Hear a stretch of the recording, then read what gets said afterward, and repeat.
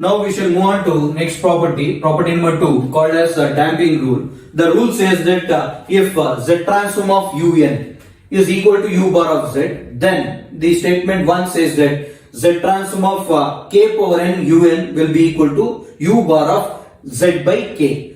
Then next definition says that z transform of k power minus n un is equal to u bar of kz. Let us see the proof how to get the right hand side. So consider the z transform of k power n un. So by definition of z transformation, which can be written as summation n equal to 0 to infinity,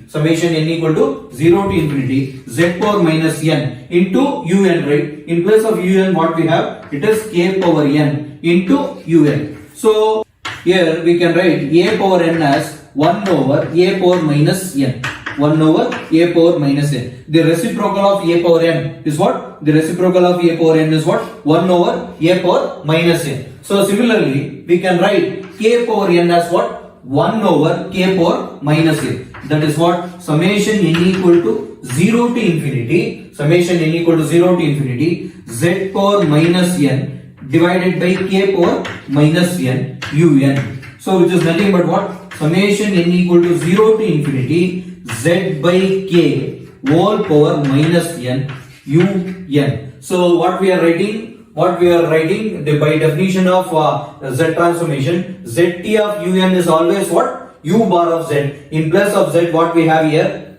Z by k. So which is nothing but u bar of z by k. That is what? Z transform of k power n into un. So I can finally tell you that if the function un is multiplied k power n, just find out the z transform of un, then replace z by k.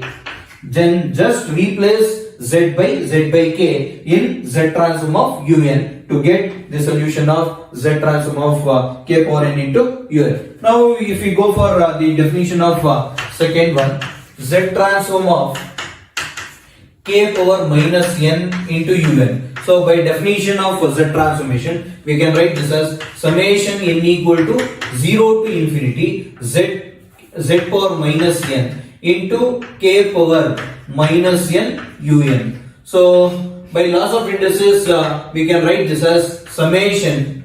We can write that as summation n equal to 0 to infinity z k whole power minus n un. By laws of indices, we can write that as what? Z k whole power minus n, which is nothing but u bar of k z.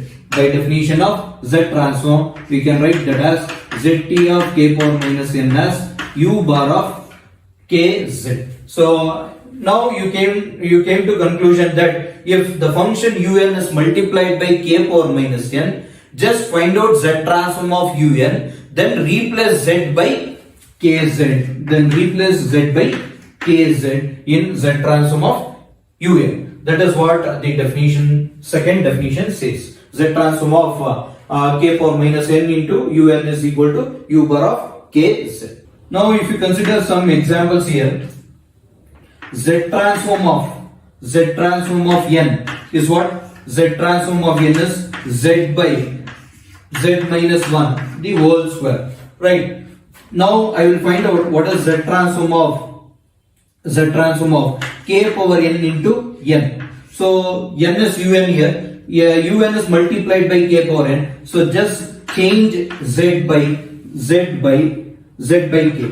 Replace z by k in the expression of z transform of n. So you are going to get z by k whole divided by z by k minus 1 the whole square, which is nothing but z by k whole divided by, simplifying this, take out LCM whole square, so which is nothing but after simplification you are going to get kz by z minus k the whole square.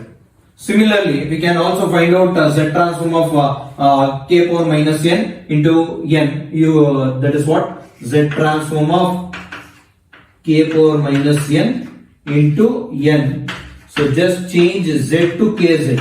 You are going to get in place of this kz divided by kz minus 1 the whole square.